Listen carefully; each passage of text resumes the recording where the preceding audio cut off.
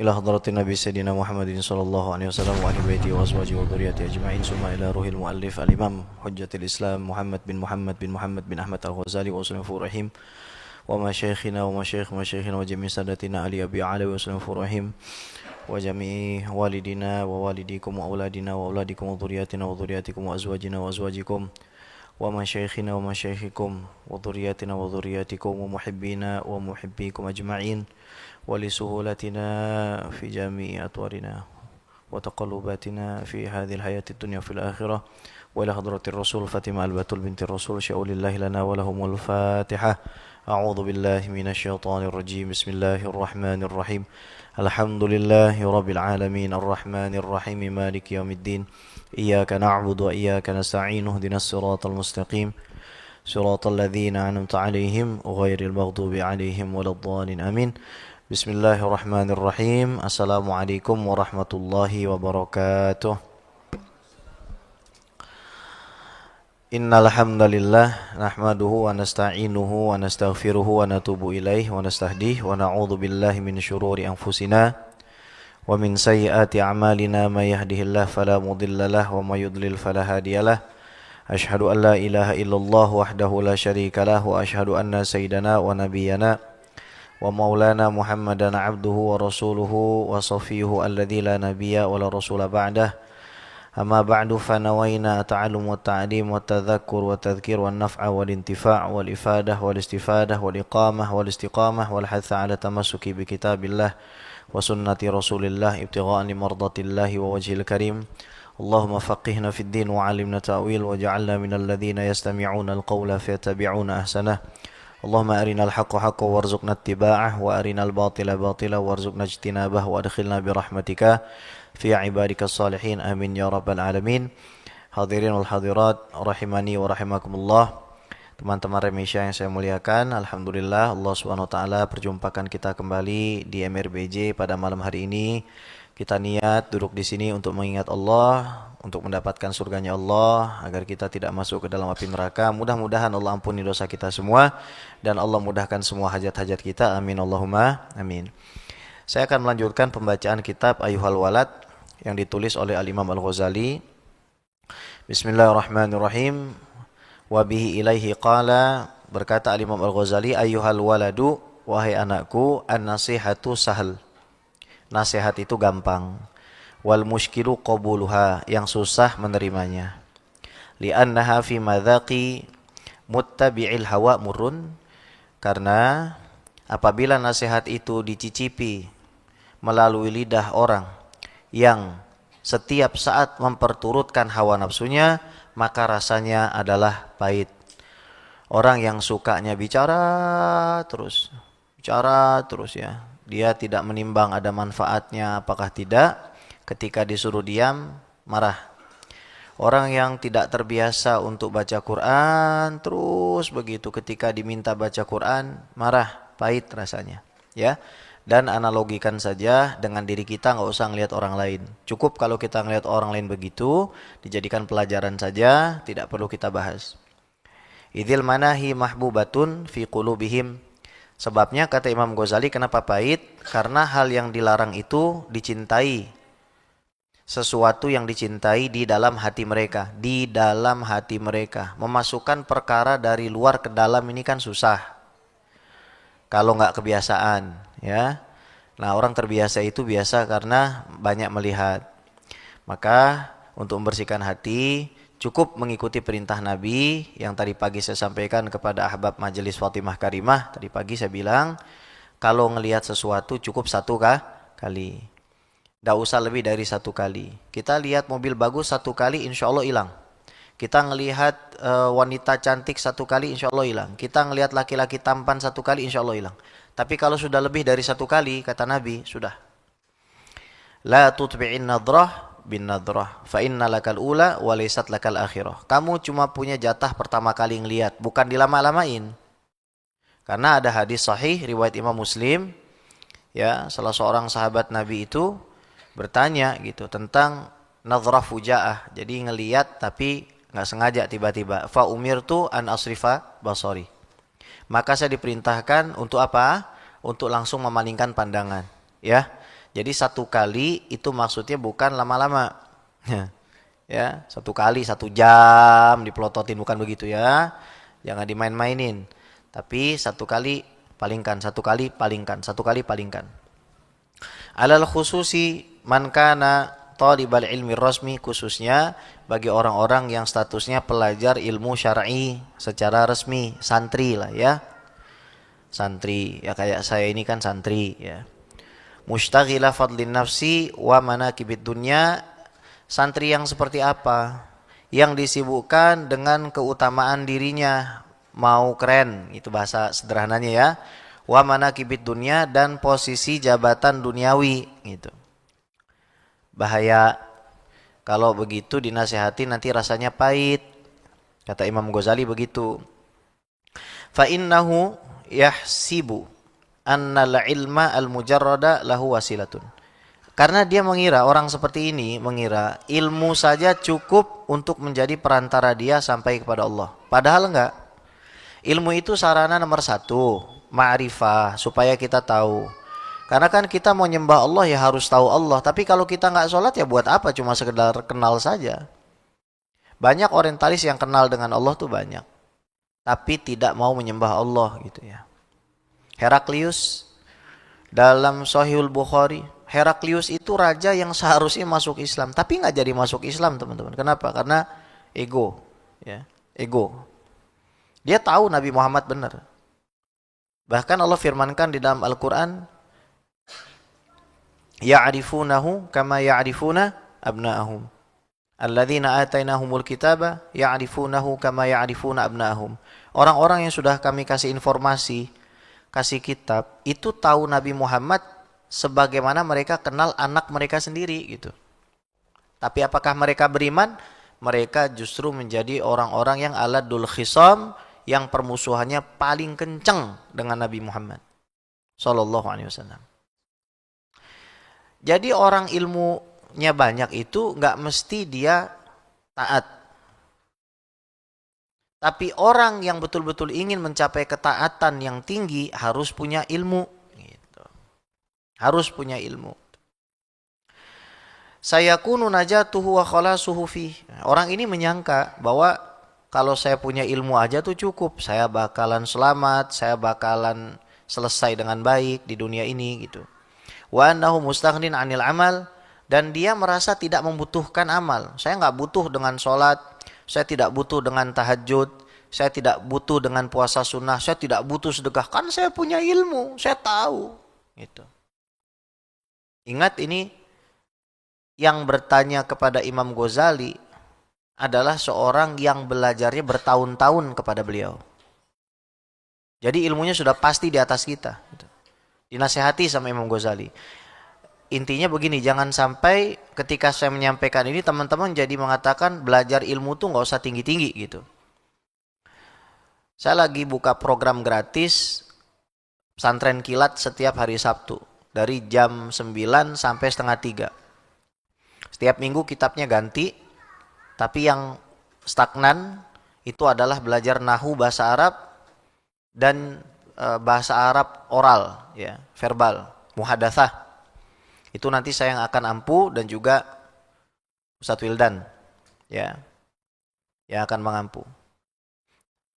Fungsinya ketika nanti teman-teman itu sudah ngerti bahasa Arab dan lain sebagainya, kita bisa naik lagi ke jenjang selanjutnya, misalkan belajar usul fikih.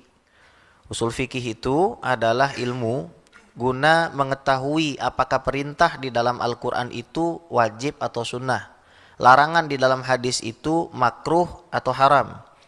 Fungsinya usul fikih membuat cara berpikir kita itu menjadi lebih lurus. Ketika kita menyimpulkan sesuatu dalam kehidupan kita, ada premis-premis yang mendahului, yang sudah diteliti, kesimpulan-kesimpulan yang sudah matang, sehingga menghasilkan pula kesimpulan utama yang matang. Belajar nanti usulul hadis atau ilmu hadis. Fungsinya melatih nalar kita untuk memverifikasi informasi. Ini siapa yang bicara? Karena verifikasi informasi itu adalah lantai dasar dari sebuah pengetahuan. Kita tidak akan bisa mencapai sebuah pengetahuan kalau kita tidak memverifikasinya. Nah, tapi belajar ilmu-ilmu yang saya sampaikan tadi akan jadi percuma kalau kalian nggak tahajud.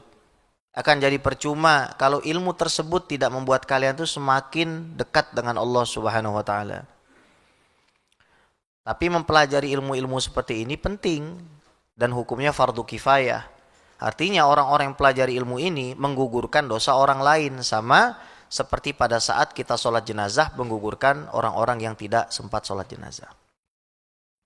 Wa hadza i'tiqadul falasifah. Orang-orang yang mencukupkan diri dengan ilmu bukan dengan amal, ya, itu seperti ahli filsafat yang tersesat. Subhanallahil azim. Maha suci Allah yang maha agung. La ya'lamu hadzal qadra annahu hina hassala al-ilma idza lam ya'mal bih. Enggak akan tahu kualitas yang saya sampaikan ini betapa pentingnya sebuah amal kalau orang itu tidak mengamalkan apa yang dia ketahui. Buat apa? Tahu sholat tapi enggak sholat. Tahu rahasia puasa tapi tidak puasa. Tahu misalkan keutamaan puasa Senin Kamis, dia tidak puasa Senin Kamis. Tahu misalkan puasa Ayyamul Bid, dia tidak puasa Ayyamul Bid. Tahu keutamaan sedekah, dia tidak sedekah. Itu percuma, ya. Takunul hujjatu alaihi akidah. Maka dia ilmunya akan menjadi lawan bagi dirinya di hari kiamat. Bukan pembela, tapi lawan. Kama qala Rasulullah sallallahu alaihi wasallam, "Inna asyaddan nasi 'adzaban yaumil qiyamah 'alimun lam yanfahu Allahu bi'ilmi."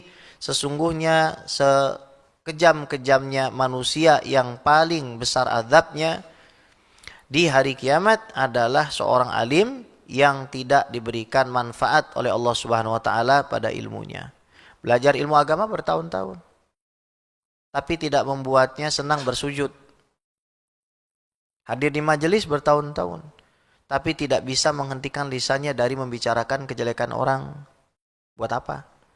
Masih belum bisa menjadikan dirinya melihat kebaikan pada orang lain. Buat apa?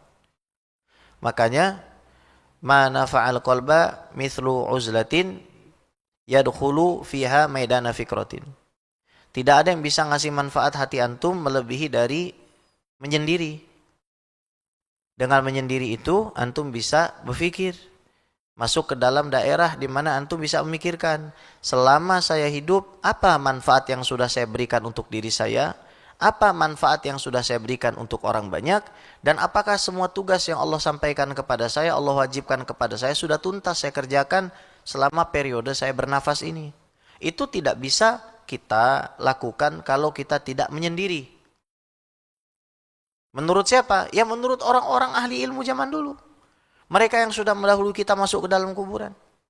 Kalau kita tidak menyendirikan waktu kita, ya kita nggak bisa sampai kepada pembersihan hati yang total. Saya hanya bisa menyampaikan, tapi kan saya tidak mungkin mengawasi antum semua. Maka kita harus punya muraqabatun nafas, menjaga betul diri kita harus betul-betul merasa diawasi oleh Allah Subhanahu wa taala.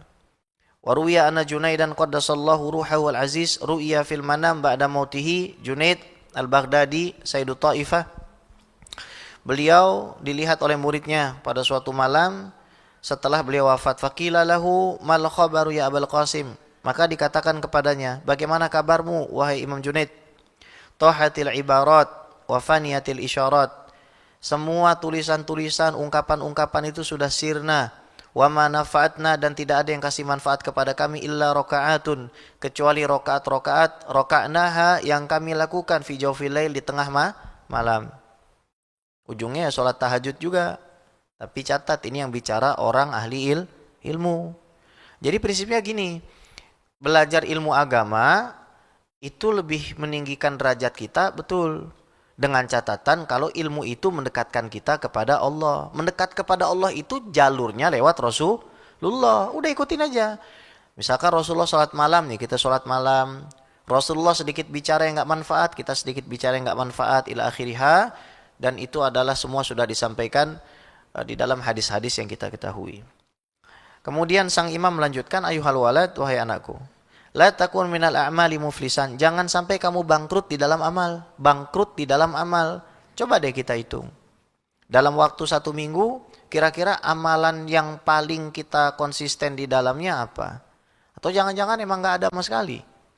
Kalau udah nggak ada, kita tahu nggak ada, ya kita buat. Makanya para ulama selalu menyampaikan, termasuk Imam Ghazali dalam kitab-kitab yang lain, kita tidak bisa melewati hari dengan baik, karena hari akan menjadi minggu, minggu menjadi bulan, bulan menjadi tahun, sampai akhirnya kita mati, kecuali kita mentertibkan, menjadwalkan kegiatan. Menjadwalkan kegiatan. Nggak bisa. Orang kalau misalkan ya udahlah jalanin aja, itu nggak bisa. Harus dia punya tartib, harus dia disiplin, harus dia punya jadwal. Wa minal ahwali khalian, jangan sampai kalian dari anugerah-anugerah ilahi ke dalam jiwa kalian itu sepi. Nah, anugerah ilahi ini kan harus diminta. Harus kita banyak berdoa. Kalau kita nggak pernah minta, misalkan Allahumma hdina fiman hadait. Ya Allah, berikanlah kami hidayah sebagaimana orang-orang yang kau beri hidayah. Kita berdoa begitu. Kita minta hidayah sama Allah. Kita tidak pernah minta, ya gimana Allah pengen kasih. Teman-teman, gelas ini harus dibersihkan sebelum diisi minuman yang baik gitu. Pada saatnya, pada saat kita membersihkan hati, ketika hati kita sudah lebih bersih dari sebelumnya, karunia-karunia Allah itu nanti akan diberikan kepada hati kita. Tanawu'ul a'mal bitanawu'i waridatil ahwal. Tanawu'u ajnasil a'mal bitanawu'i waridatil ahwal. Kata Imam Ibnu Athaillah, berbagai macam jenis amalan manusia itu tergantung pula dengan berbagai macam jenis karunia ilahi ke dalam hati orang-orang itu. Jadi kalau antum lihat kenapa sih ada kawan saya itu semangat banget ibadahnya, itu dikasih hal oleh Allah Subhanahu wa taala. Dikasih ilham oleh Allah ke dalam hatinya, sehingga apa? Sehingga dia cenderung kepada satu amal lebih daripada kita. Dia punya kecenderungan datang ke majelis lebih daripada kita. Padahal dia misalkan tidak mendapatkan materi apapun dari majelis taklim tersebut atau dari pesantren tersebut, tapi dia datang. Itu namanya apa? Ahwal yang diberikan oleh Allah Subhanahu wa taala. Minta. Dengan cara apa kita meminta? Tazkiyatun nafas, bersihkan hati. Nyambungnya kemana? Uzlah tadi itu. Kalau teman-teman pernah ke daerah Jawa ya, itu ada beberapa masjid, dia mihrabnya itu dua. Mihrab ini namanya apa? Mihrab ya. Mihrabnya itu yang satu kecil, nggak terlalu besar, nggak sampai separohnya ini. Yang satu lebih kecil lagi, hanya cukup untuk muat satu badan. Masuk ke dalam mihrab yang kecil tersebut, isinya Al-Quran, buku wirid, kitab-kitab, dan situ kita beruzlah gitu loh. Menghabiskan waktu untuk sholat, untuk munajat. Saya mengerti bahwa banyak di antara kita yang memang baru ngaji, atau memang baru kenal agama Islam sebagai solusi dan jalan hidup. Yang sebelumnya mungkin menganggap Islam itu hanya simbol saja, yang penting saya pakai jilbab, saya pakai peci, pakai sarung, sholat 5 waktu, dan lain sebagainya. Mungkin masih ada yang begitu. Atau mungkin bukan kita, teman-teman kita. Dan itu memang sebuah setback atau kemunduran yang memang disebabkan karena rutinitas kehidupan sebelum kita kenal Islam yang sebenarnya gitu. Paham nggak maksudnya? Itu rutinitas kita gitu. Kita bisa terbiasa makan nasi karena dari dulu kita makan nasi. Orang bule itu nggak terbiasa makan nasi karena dia nggak pernah makan nasi. As simple as that gitu loh. Sesederhana itu sebenarnya gitu. Dan itu bisa dirubah. Itu bisa diganti. Buktinya banyak orang yang dari kecil makan nasi sekarang makannya oat. Buktinya bisa orang yang dari kecil makannya umbi-umbian sekarang makannya nasi dan lain seterusnya. Tapi beneran, ini adalah sesuatu yang memang harus dipraktekkan. Once in our lives itu kita harus mencoba ini, uzlah gitu loh. Waktu libur. Saya ngerti paling perempuan yang terbiasa dia baku hantam dengan jalanan dan lain sebagainya. At some point of her life tiba-tiba dia harus tinggal di rumah, dirumahkan saja meskipun suaminya provide. It's not such a easy thing, itu nggak bakal jadi gampang. Tapi sebenarnya ketika seorang perempuan itu sudah mendapatkan waktu banyak di rumah, selain daripada dia mengurusi rumah tangga, urusan rumah tangga dari mungkin cuci piring, cuci baju, seandainya nggak punya pembantu dan sebagainya, dia punya kesempatan sebenarnya untuk lebih mendekatkan dirinya kepada Allah. Dunia ini isinya tipuan saja, ya. At some point gitu. Di satu titik dalam kehidupan kita harus memaksa diri kita untuk merubah gitu ya. Orang bisa karena biasa gitu. Ulama-ulama itu juga melawan. Makanya istilahnya mujahadatun nafsi, berjihad melawan dorongan hawa nafsu, dan itu tidak mudah memang gitu ya. Tapi kalau orang-orang itu sudah berhasil untuk terbiasa sendiri dengan Allah, maka konsekuensi yang Allah akan berikan adalah pada saat dia di dalam keramaian, dia pun akan terbiasa bersama Allah. Yang menyendiri itu berzikir, HP-nya disingkirin dulu gitu. Wa tayaqqan annal ilma al-mujarrada la ya'khudul yad. Nah, dan yakini wahai anak-anak bahwa sebatas pengetahuanmu terhadap sesuatu, atau saya tambahkan saja, sebatas tangisan air yang keluar dari kedua bola matamu itu nggak cukup untuk menarik tanganmu masuk ke dalam surga. Itu tidak pernah cukup gitu loh. Hanya tangisan saja. Ya, harus ada amal di situ. Bukannya saya katakan sia-sia, bukan, cuman nggak cukup gitu loh. Ibaratnya kita mau beli barang harga 100 juta, kita cuma punya uang 5 juta.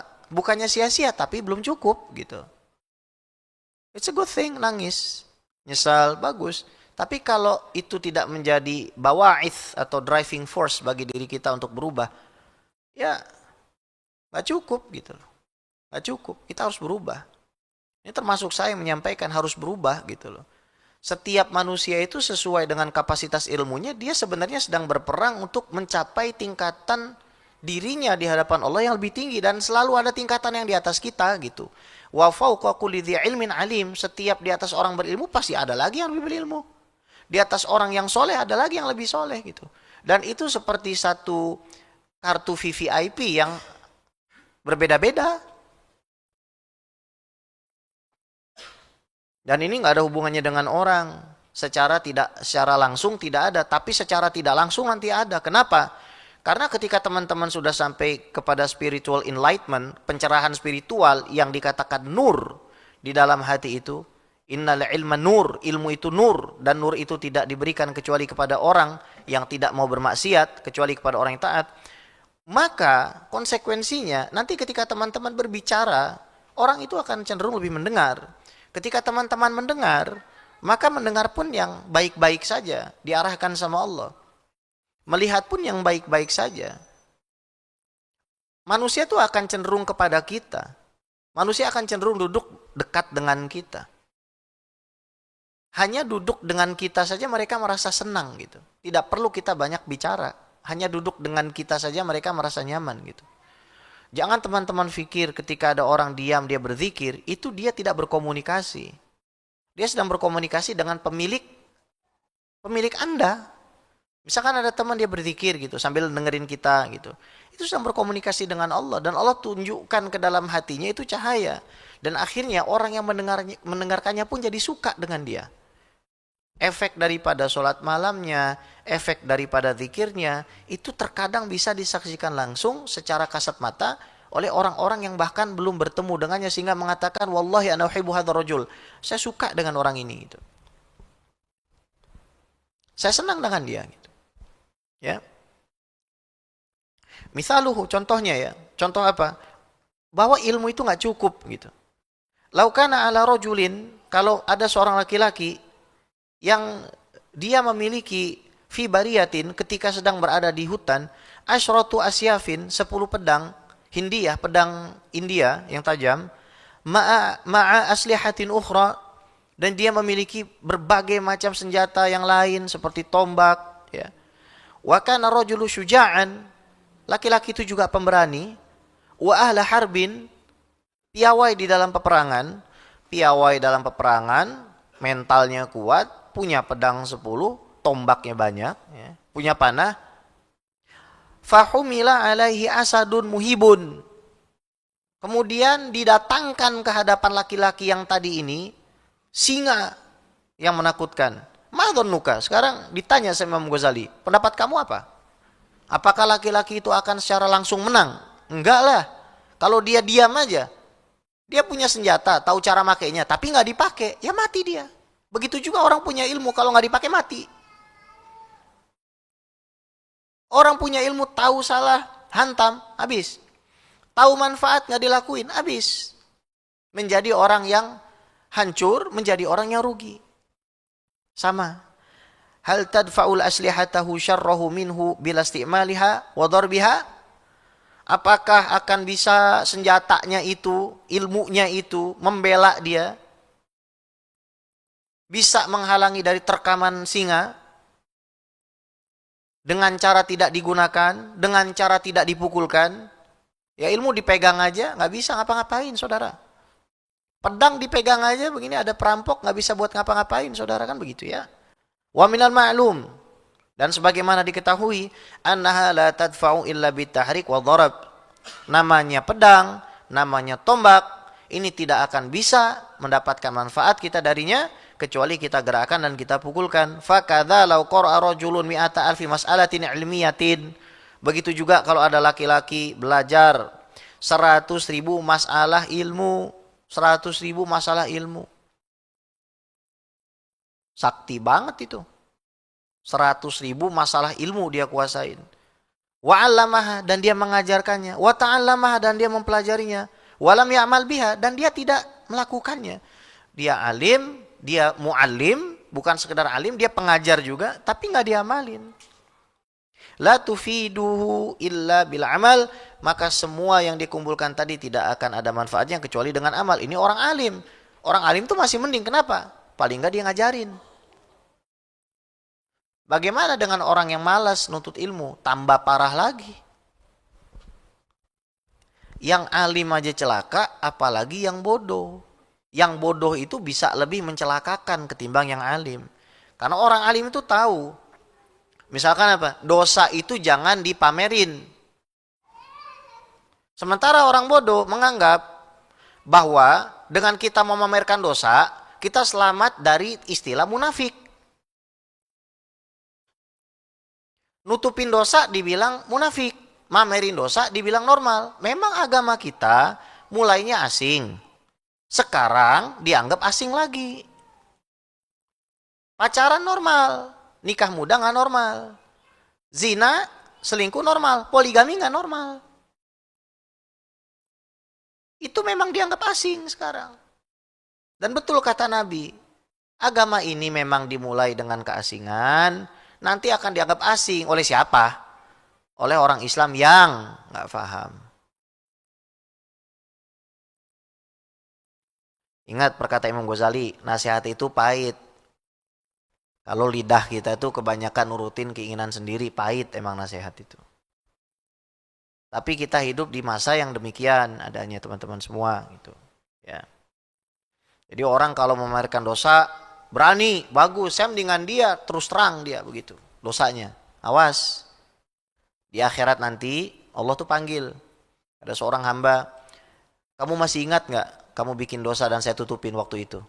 Ingat ya Allah. Kalau pada hari ini kamu masih ingat nggak? Ingat ya Allah. Tahu kata Allah apa? Sebagaimana aku telah tutupi dosamu. Artinya dia nggak mamerin dosanya. Ditutupi rapat-rapat. Disembunyikan, jangan sampai orang tahu. Itu maknanya Allah menutupi dosanya. Maka sebagaimana dulu aku tutupi dosamu, saksikanlah pada hari ini aku ampuni dosamu. Beda dengan orang yang menyebarluaskan dosanya. Ini dosa sendiri. Sekarang tanya deh, gimana dengan dosa orang lain? Ini nyebarin dosa sendiri, bisa nggak diampunin sama Allah? Nyebarin dosa sendiri. Sekarang tanya, gimana nyebarin dosa orang lain? Anda tahu Imam Nawawi itu setiap hari sedekah buat nutupin matanya, hatinya dari aib gurunya. Anda semua harus tahu bahwa bukan sebuah tujuan dari para wali untuk tahu aib orang. Maka Imam Ibnu Athaillah mengatakan bisa jadi Allah itu kasih kamu keramat, kamu bisa terbang. Kalau saya ditanya, ini Habib bisa ngeluarin rantai emas dari langit? Saya bilang, kalau Allah mau bisa. Kalau Allah mau. Tapi tahu apa yang Allah Subhanahu wa taala jarang berikan kepada para wali? Ittila'ul uyub. Terbukanya aib dari orang-orang yang datang itu jarang sekali. Gak semua orang, dan itu diharamkan. Profesor Dr. Muhammad Said Ramadan Al-Buti mengatakan ini bukan kebiasaannya dari orang-orang soleh. Misalkan ada orang alim soleh, terus tiba-tiba ngomong begini, di MRBJ ini saya mencium ada yang berzina. Saya nggak mau ada di sini karena majelis ini kotor. Tuh nggak boleh ngomong kayak begitu.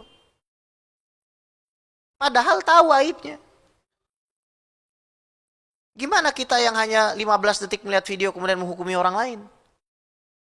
Melihat potongan chatting yang bisa di AI kan menghukumi orang lain. Kita hidup di zaman asing. Agama Islam ini asing, hanya tinggal rosemnya aja.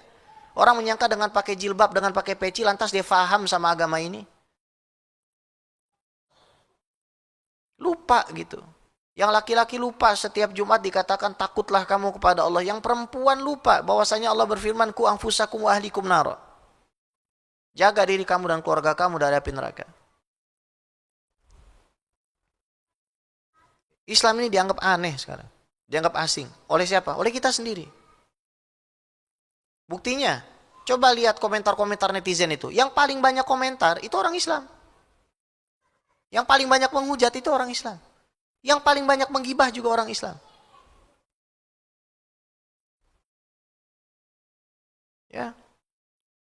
Wa mithaluhu, dan contoh lain. Lau kana li rajulin hararatun wa maradun safrawi. Ada laki-laki terkena penyakit panas atau penyakit kuning. Yakunu ilaju bisakan jabin wa kashkab. Bisa disembuhkan dengan sakan jabin atau kashkab. Ini sejenis minuman ya. Campuran cuka sama madu. Ya. Atau air gandum. Fala yahsulul bur'u illa bisti'malihima. Kalau cuma punya vitamin tapi nggak diminum kan nggak bisa. Begitu juga ilmu. Begitu juga nasihat. Nggak kurang-kurang Rasulullah SAW menasihati kita. Ada orang bertanya, kenapa Islam mengalami kemunduran? Ya karena kita nggak ngelakuin nasihatnya Rasulullah. Kita nggak menerapkan itu di dalam kehidupan kita. Oh, tapi kita nggak bisa pergi ke bulan. Sejak kapan Islam mewajibkan manusia pergi ke bulan? Ada. Nanti kalau dia ditanya gitu, wajib kamu pergi ke bulan gitu. Man rabbuka, man nabiyuka, hal dhahabta ilal qamar gitu. Enggak. Bukan artinya kita nggak boleh pergi ke bulan. Bukan artinya kita antipati dengan teknologi. Tapi kemajuan sebuah peradaban itu tidak ditentukan dengan itu. Dengan akhlak, dengan norma, dengan etika. Etika itu mengajarkan kita untuk menghargai apa? Nikmat hawas wal akal wal fuhum. Akal, kepahaman tubuh kita itu punya tanggung jawab. Makanya para ulama dulu ngukur separuh bumi, Al-Biruni, bikin kamera, Ibnu Haytham, Abbas bin Firnas coba terbang, and the list goes on. Itu membuktikan bahwa mereka juga punya andil di dalam, bahkan mereka lah bapak-bapak dari teknologi di zaman sekarang. Jadi teman-teman ini harus memahami, harus meningkatkan literasinya, meningkatkan daya bacanya. Ya. Buka AI tanya gitu lagi, daripada sekolah tanya. Sebutkan dong ilmuwan Islam dalam teknologi. Nanti dikasih sama dia. Perkara benar sama enggaknya itu kan tergantung juga dengan kapasitas kita nanti memverifikasi. Bisa lewat jurnal, bisa lewat macam-macam. Tapi paling nggak tanyalah sama GPT. Ya. Itu kalau kita mau bicara teknologi gitu. Cuma di sini Imam Ghazali sampaikan ilmu itu percuma kalau kamu nggak amalin. Karma du hazari ritli baimai tama nuhuri naba syadat syaidai. Ini bahasa Persia. Meskipun kamu itu punya 2000 kati homer, kamu nggak akan mabok kalau kamu nggak minum. Satu kati itu 600 gram. Paham nggak maksudnya?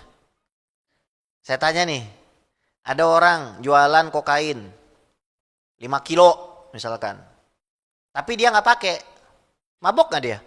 Ya enggak.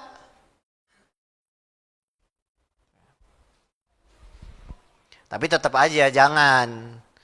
Makanya pendapat yang muktamad dalam mazhab Syafi'i, haram hukumnya menyimpan perabotan yang bisa digunakan makan minum kalau terbuat dari emas dan perak. Meskipun tidak dipakai, dengerin nih, menyimpan. Kenapa diharamkan? Karena ada potensi kita pakai. Meskipun pendapat yang marjuh boleh, kan nggak dipakai gitu. Ya, ini fikih ya. Walau qara'tal ilma mi'ata sanatin, kalau kamu tuh belajar ilmu agama 100 tahun, wa jama'ata alfa kitabin, kamu kumpulin 1000 kitab, la takunu musta'idan li rahmatillahi ta'ala ila bil amal, kamu tetap tidak akan siap menerima rahmat Allah kecuali dengan amal. Baca kitab, belajar kitab 100 tahun, kitabnya 1000, tapi nggak diamalin, percuma. Kama qala Allah Ta'ala wa alaysa lil insani illa ma sa'a, karena manusia itu tidak akan mendapatkan kecuali apa yang dia upayakan. Faman qala, kalau ada orang mau mendebat, inna hadhil ayata, ayat yang kamu baca tadi, sesungguhnya manusia hanya akan mendapatkan hasil amalnya, mansukhatun, telah dihapus biqaulihi alaihi salam, dengan sabda Nabi SAW, idza mata ibnu Adam, kalau anak Adam mati, in qata'a amaluhu, amalannya putus ila min thalath, kecuali dari 3. Sodako jariyah, ilmu manfaat, anak yang soleh. Ada orang debat gitu misalkan. Apa jawaban Imam Ghazali? Fal mansuhu huwa hadzal qail. Diejek sama Imam Ghazali. Yang kehapus itu bukan ayat yang tadi, yang menunjukkan bahwa manusia itu akan mendapatkan apa yang dia lakukan. Yang terhapus itu justru yang ngomong.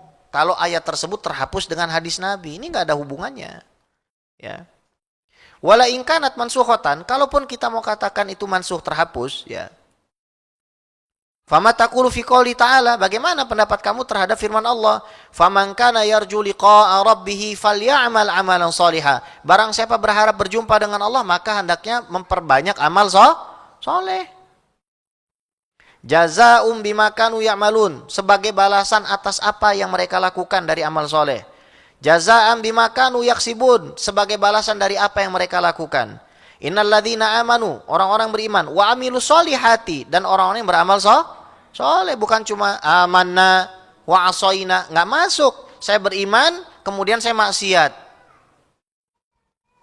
nggak masuk teman-teman. Wa amilus solihat, harus banyak amal soleh. Kanat lahum jannatul firdausi nuzula, tempat tinggal mereka di surga Firdaus, illa man taba, kecuali orang-orang yang bertobat. Tobat itu amal teman-teman. Meninggalkan perbuatan yang jelek, melakukan perbuatan yang baik. Tobat itu gini, dari mencuri kepada tidak mencuri. Tobat itu dari minum yang haram kepada minum yang halal. Dari tidak sholat kepada sholat, itu tobat. Amal, ya. Illa man taba wa amana wa amila amalan shaliha. Tobat, beramal soleh. Iman, amal soleh. Wa ma taqulu fi hadzal hadis, dan bagaimana pendapatmu terhadap hadis ini? Bunyal islamu ala khamsin, Islam dibangun dengan 5 hal. Syahadati alla ilaha illallah, syahadat tiada Tuhan selain Allah, wa anna Muhammadar Rasulullah, ini juga amal. Kalau ada orang dia bisa mengucapkan syahadat, kemudian dia ditanya, kamu ini muslim nggak? Dia tidak mau mengucap syahadat itu, padahal dia bisa, kafir dihukumi para ulama. Meskipun dia mengaku dia yakin Allah itu ada, Nabi Muhammad nabinya, tapi ketika disuruh syahadat dia nggak mau kamu syahadat, dihukumi kafir sama para ulama itu. Penting nggak sekarang? Penting. Mengikrarkan itu penting. Kecuali dalam keadaan dipaksa, takut mati, diancam. Itu kan darurat. Dalam keadaan normal harus ngucap. Wa iqamis sholah, dan mendirikan sholat. Wa ita'i zakah, bayar zakat, sholat. Wudu dulu. Harus tepat waktu. Tahu rukun. Tahu yang membatalkan. Udah pada tahu belum yang batalin wudu ini apa? Niat, misalkan saya niat wudu gitu aja nggak bisa, harus ada raful hadas, mengangkat hadas, itu baru bisa. Kalau seseorang niat, misalkan saya niat wudu, nawaitul wudu'a liqiraatil Quran, supaya bisa baca Quran, ya nggak bisa dia sholat dengan wudu itu. Harus ada makna raf'il hadas. Ini ilmu, penting nggak? Penting ilmu. Tapi kalau nggak dipakai sama aja kan. Wanita yang istihadah, wanita yang keluar darah kotor selain daripada haid, niatnya apa? Listibahati fardhi sholat, supaya boleh sholat. Dengan catatan apa? Sudah masuk waktu. Dan hanya bisa digunakan untuk 1 kali sholat wajib. Dan wa masya'at minan nawafil. Dan apa yang dia mau dari sholat sunnah sebanyak-banyaknya silakan. Tapi ada catatannya, harus dibersihkan semuanya kotorannya, harus disumbat, kemudian wudu, niatnya listibahati fardhi sholat, supaya boleh sholat. Ini ilmu kan ilmu, kalau nggak dipakai percuma. Ilmu itu penting.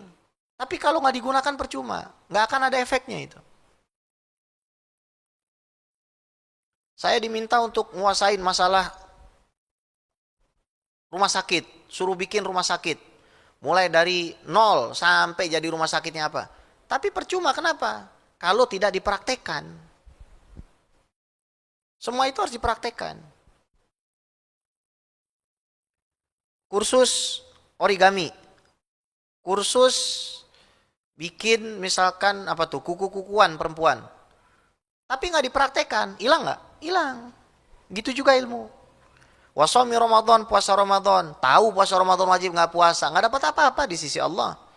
Wahajil baiti man istata'a ilaihi sabila. Haji bagi yang mampu. Mampu nggak haji. Tahu kalau haji mampu wajib. Ya percuma juga. Wal imanu qaulun bilisan. Iman itu perkataan dengan lisan kita. Kecuali kita memang bisu. Bisu pun harus pakai isyarat. Bisu harus pakai isyarat, teman-teman. Isyarat itu kan bisa bil kitabah. Kitabah itu termasuk kalam, tulisan gitu. Tulis gitu. Misalkan ditanya pakai tulisan, agama kamu apa? Dia nggak boleh diam, Islam. Ucapkan syahadat, misalkan hakimnya bilang begitu, ucapkan syahadat. Tulis, asyhadu alla ilaha illallah. Nggak bisa pakai bahasa Arab, pakai bahasa Indonesia. Tetap harus ada amal. Wa tasdikun bil janan, hati kita juga harus meyakini secara total apa yang kita sampaikan itu. Wa amalun bil arkan, dan amal. Dunia ini boleh kita nikmati. Boleh. Tapi cara menikmatinya adalah dengan menyembah kepada Allah. Dan kita tidak akan pernah bisa menikmati apa yang kita miliki. Dan tidak akan pernah merasa kita itu cukup sampai kita faham bahwa semua ini adalah milik Allah. Apa yang diberikan kepada kita titipan, yang harus kita jaga, kita perbaiki, dan kita syukuri. Baru kemudian kita bisa menikmatinya. Kalau kita belum memahami itu, maka kenikmatan di pikiran kita adalah pembaharuan. Mobil harus baru. Motor harus baru. Baju harus baru. Listen, kita nggak lagi di surga, teman-teman. Kita nggak bisa memperbaharui segalanya. Bosan sama suami, mau diperbaharui. Bosan sama istri, mau diperbaharui. Belum tentu. Pada nyengir lagi. Benar kan? Konsepnya begini, apa yang sudah aku berikan, syukuri. Kalau memang nanti kamu mau saya tambahkan, saya tambahkan, kan begitu.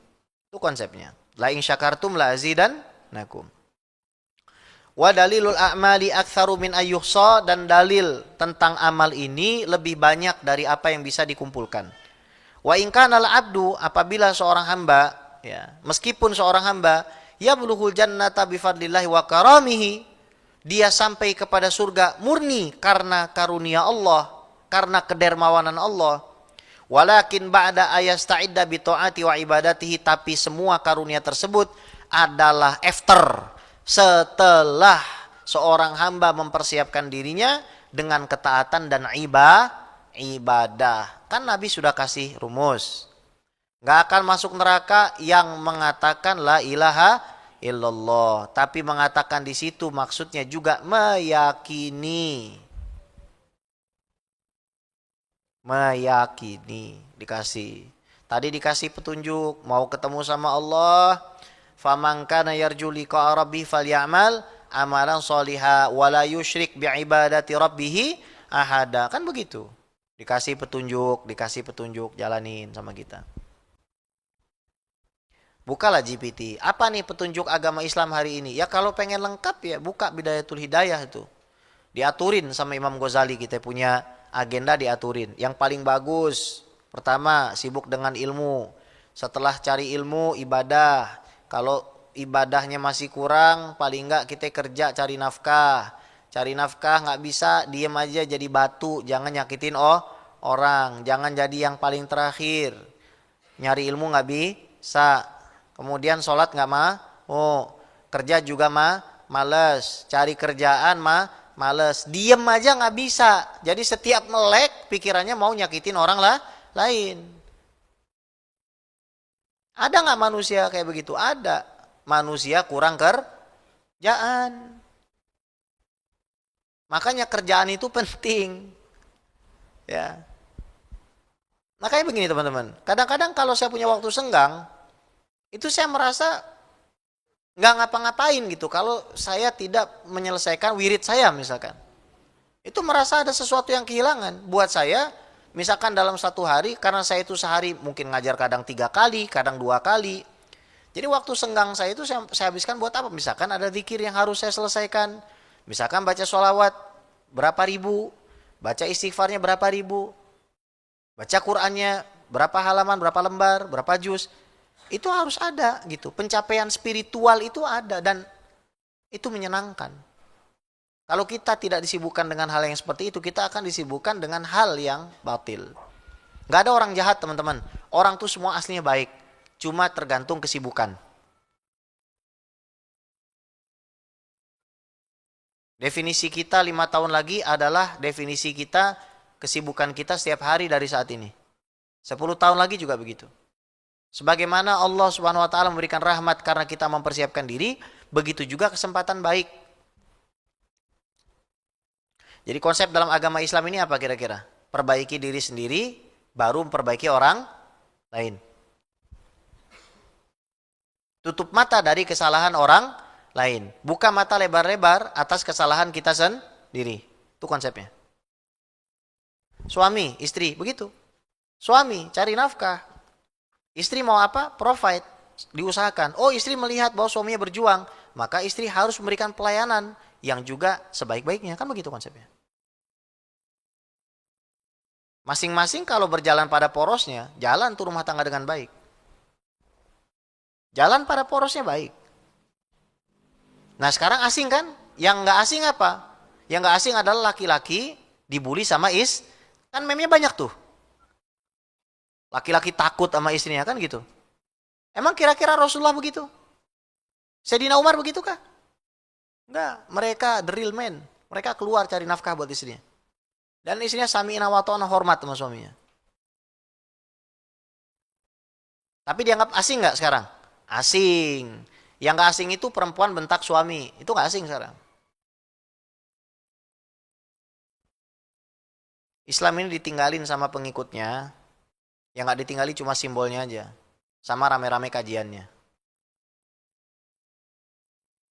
Tinggalin. Belajar yang benar kita amalkan. Apa yang bisa kita amalkan, kita amalkan. Sedikit demi sedikit kita berubah. Naam. Walakin ba'da yasta'ida bi ta'ati wa ibadatihi li anna rahmatullah qaribum minal muhsinin, karena rahmat Allah itu dekat dengan orang-orang yang muhsin. Ada seorang pengusaha itu rumah sakitnya pakai konsep ihsan gitu. Jadi kalau biasanya kan dokter bedah itu gajinya lebih tinggi. Di sini ada dokter nggak? Dokter ada dokter? Akhwat dokter ada nggak? Perawat ada perawat? Dokter ada? Ada ya? Nggak ada. Segini banyak nih nggak ada yang jadi dokter nih. Ya, pasien semua nih kayaknya nih. Ya, heran gua. Jadi gini, dokter itu ada dokter operasi, ada dokter praktek. Oke. Dulu dokter operasi itu gajinya lebih gede dari dokter praktek. Kenapa? Karena kerjanya dianggap lebih susah.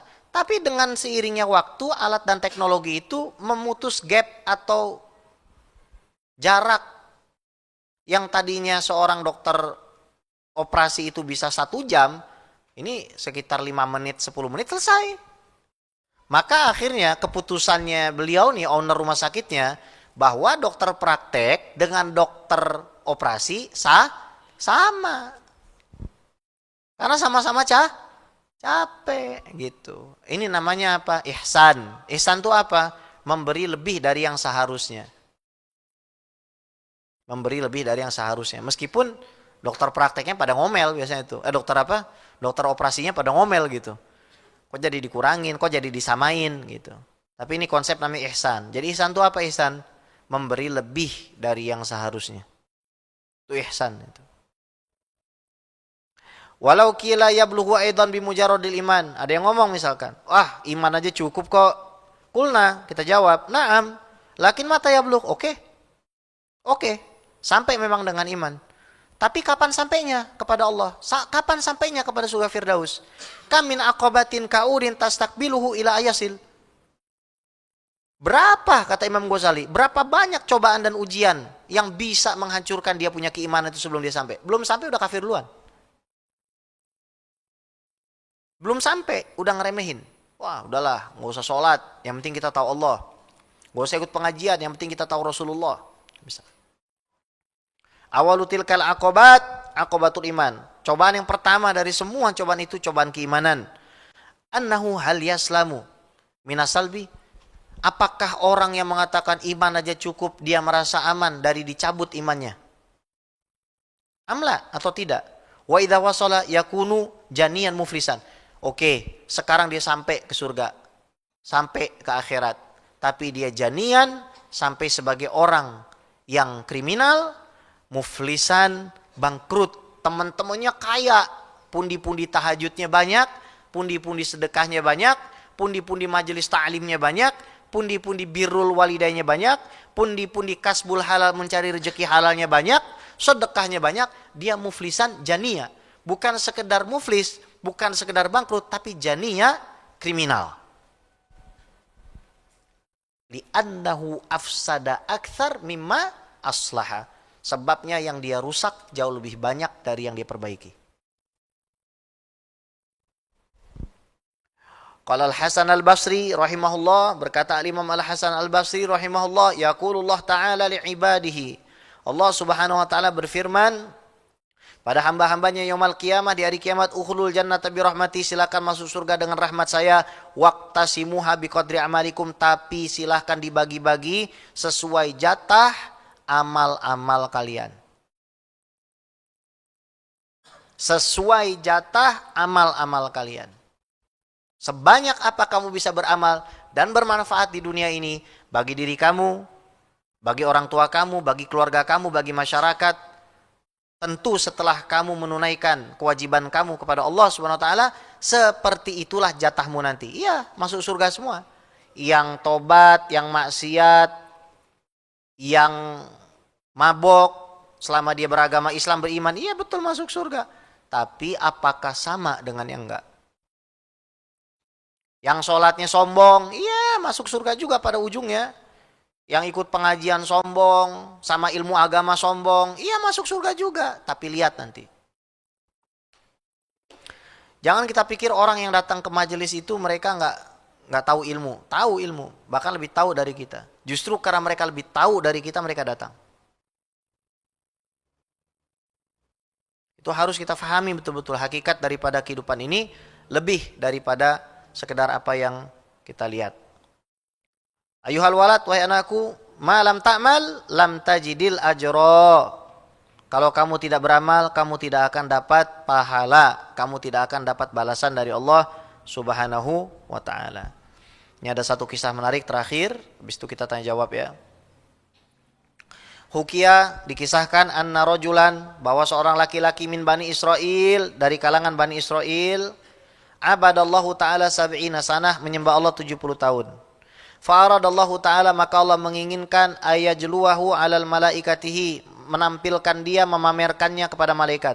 Fa'arsalallahu ta'ala ilaihi malakan yukhbiruhu, maka Allah kirim malaikat kepada laki-laki ini mengabarkan annahu ma'atil kal ibadah la yaliku bihil jannah. Kasih tahu coba sama hamba saya tuh yang nyembah saya 70 tahun, kasih tahu kalau dia nggak pantas masuk surga meskipun sudah ibadah.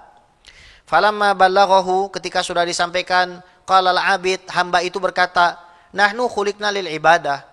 Kami ini, saya ini memang begini diciptakan sama Allah buat nyembah Allah. Fayambaghi lana an na'budahu, ya memang tugas saya nyembah Allah. Jadi kamu pengen ngomong saya itu nggak masuk surga, ya nggak ngaruh, karena saya diciptakan untuk ibadah. Makanya Allah pamerin orang model begini.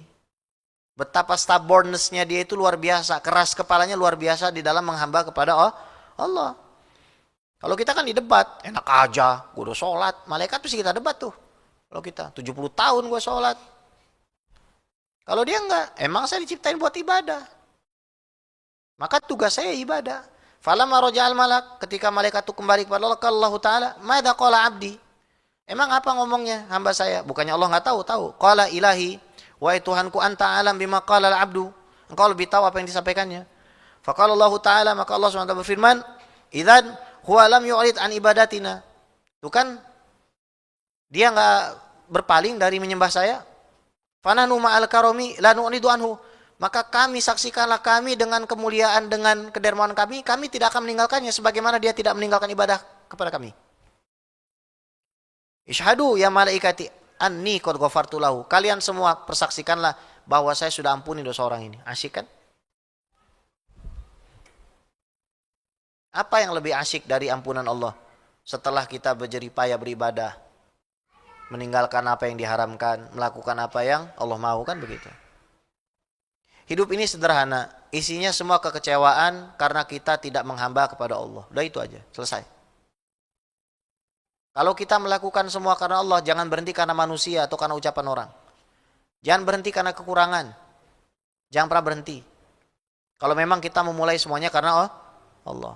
Kalau kita belum memulai karena Allah, maka ini saatnya kita merubah niat kita dan merubah intensi kita, karena innamal a'malu binniyat wa innamal likulli imri'in ma nawa. Kita itu semua akan dihisap dengan niat kita. Wa sallallahu ala sayyidina Muhammad wa ala alihi washabihi ajmain walhamdulillahirabbil alamin. Silakan kalau ada yang mau bertanya, saya persilakan, silakan. Fadhal. Baik, jazakumullah khair Ustaz atas penyampaiannya. Dari para jamaah apakah ada yang ingin bertanya? Boleh, silakan.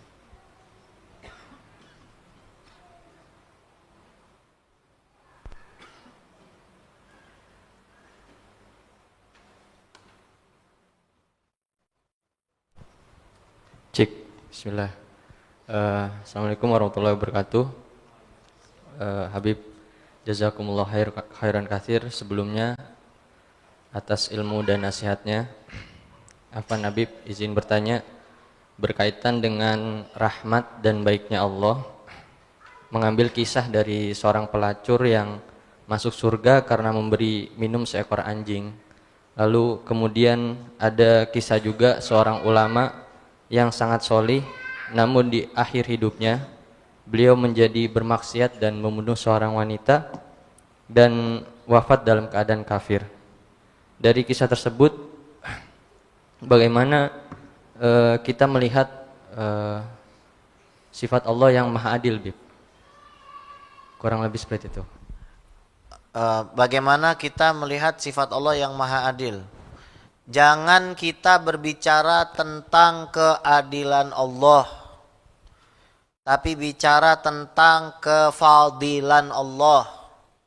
Kalau kita berbicara tentang keadilan Allah, kita ini sekarang pantasnya dibakar. Kita ini pantasnya dimasukin neraka semua. Kalau seandainya Allah mau memasukkan kita ke dalam neraka, apakah Allah tidak adil? Ya adil. Di mana letak ketidakadilannya? Adil, sangat adil. Kenapa? Karena Allah yang punya, Zam. Zam, anggaplah saya mutlak memiliki tisu ini. Boleh nggak saya buang? Apakah saya dianggap nggak adil dengan membuang tisu saya? Ya enggak. Kenapa? Karena ini mutlak milik saya. Tapi karena ini miliknya Allah, bukan milik saya, maka kalau saya buang sampah sembarangan, saya berdosa. Kepemilikan mutlak itu hanya milik Allah. Makanya di dunia ini ada hukum syariat dan tanggung jawab. Ada BPKB, motor BPKB atas nama siapa, Zam? Atas nama masing-masing kan? Benar nggak? Benar nggak? Tapi kepemilikan itu terbatas dalam hukum dunia aja. Tapi Allah kan tidak terkait semua itu, Zam.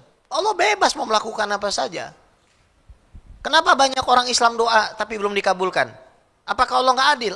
Adil dong. Kalau mau nggak dikabulin, dibikin tangannya buntung semuanya. Bisa sama Allah begitu. Tapi masih dikasih tangan, masih dikasih mulut untuk memanggil nama, hatinya loh masih berdoa pada Allah. Jadi di mana letak keadilannya? Di mana-mana. Di mana-mana. Yang jadi masalah letak fadlnya Allah tadi kepada si pelacur. Karena dia ngasih minum anjing, dia turun ke dalam sumur, dia kasih minum anjing dan pulangnya tobat, nggak mungkin melacur lagi. Ada satu kisah Zam. Ada seorang ulama soleh, tiba-tiba terjerembab ke dalam perzinahan Zam. Habis itu dia zina, nangis, tobat, mandi. Terus ada pengemis minta sesuatu. Dikasih roti satu-satunya dia punya. Setelah dia ngasih roti dan dia niat, tolong ampuni saya ya Allah, dengan rahmatmu ya Allah, dia ngasih roti meninggal, masuk surga Zam. Kalau kita mau bicara keadilan Allah, pantas nggak masuk surga Zam? Jadi jangan bicara masalah adil. Saya ada salah satu sekte Islam tuh yang suka melaknat sahabat. Awas dengan keadilan Allah. Si paling adil jadinya gitu loh. Yakin mau menghadap Allah dengan keadilan Allah? Enggak mau. Takut saya. Ketika saya haji kemarin, tidak sekalipun saya minta keadilan. Saya minta kefadilannya Allah. Ya Allah, saya nggak pantas, saya bilang. Haji saya diterima, saya akui saya nggak pantas. Tapi tolong ya Allah, saya bilang. Saya udah ada di depan rumahmu, ini pun keinginanmu ya Allah. Dan saya berbaik sangka bahwa engkau menghadapkan aku ke rumahmu sampai detik ini. Itu karena karuniamu, maka dengan karunia tolong terimalah pahala hajiku dan pahala semua orang yang haji di tahun ini dan ampuni semua dosa-dosa mereka itu karena rahmatmu. Nah di situ Zam intinya. Ya. Jadi Allah menghukum Barsisa, yang disampaikan itu Barsisa, dia bunuh kemudian dia murtad matinya. Ya adil, kenapa? Karena prosesnya sudah dia jalanin. Dia sadar ketika berzina dengan perempuan tersebut. Masih punya kesempatan tobat, dia tidak tobat, dia bunuh bayinya. Setelah bunuh bayi masih bisa tobat nggak Zam? Masih, nggak cukup, dia bunuh perempuannya. Setelah bunuh perempuan itu masih bisa tobat nggak? Masih Zam, masih bisa masuk ke dalam surga dia kalau dia tobat, dia tanggung jawab. Tapi yang dia lakukan dia kubur dan dia tipu kakak-kakaknya. Ketika mau dihukum mati, masih bisa tobat gak? Masih, tapi dia memilih untuk murtad di situ. Jadi Allah Subhanahu wa taala itu fair. Adil di situ berlaku, ya. Baik, ada lagi silakan. Enggak ada, bagus. Cepat pulang kita. Baik. Ya. Dari yang akhwat mungkin apakah ada? Bismillah.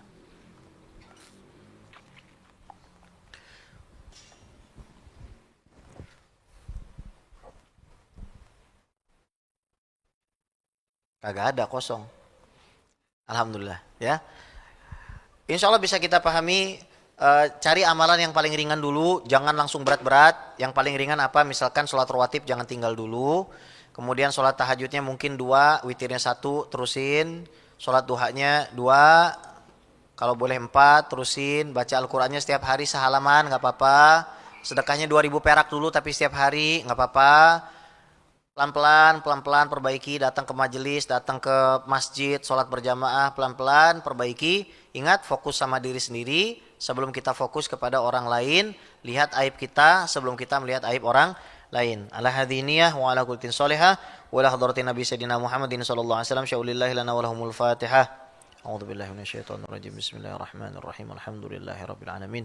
Arrahmanirrahim. Maliki yaumiddin. Iyyaka na'budu wa iyyaka nasta'in. Ihdinas siratal mustaqim siratal ladzina an'amta 'alaihim ghairil maghdubi 'alaihim waladdallin. Amin ya mujibas sa'ilin.